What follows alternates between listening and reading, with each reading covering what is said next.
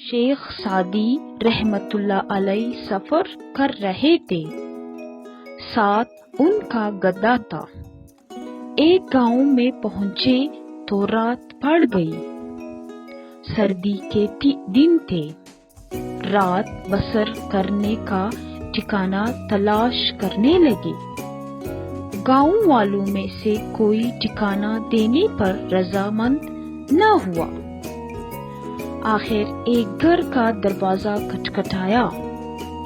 گھر والے نے کہا، میری بیوی دروازے میں تڑپ رہی ہے، بچہ نہیں ہوتا، اگر تو دعا کرے تو جگہ دے دوں گا۔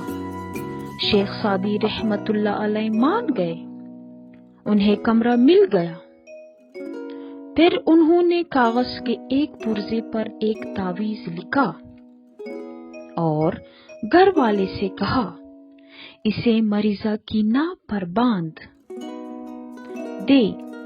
تعویذ باندھتے ہی بچہ ہو گیا۔ اگلی صبح شیخ سعدی رحمت اللہ علیہ تو چلے گئے، لیکن گاؤں والوں نے تعویذ سنبھال کر رکھ لیا۔ جب بھی کسی گاؤں والی کو زچگی کی تکلیف ہوتی تو وہ وہی تعویذ لے جا کر باندھ دیتے، تکلیف رفع ہو جاتی۔ گاؤں کے مولوی کو اس بات پر بڑا غصہ آیا۔ اس نے سوچا کہ اگر تعویذ پر لکھی آیات کا پتہ چل جائے تو اسے بڑا فائدہ ہوگا۔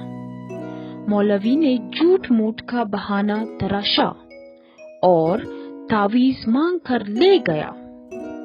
اسے کھولا تو لکھا تھا، یا اللہ، میں اور میرا گدا اب آرام سے ہے، ٹھکانہ مل گیا ہے، باقی تو جانے اور تیرا کام جانے۔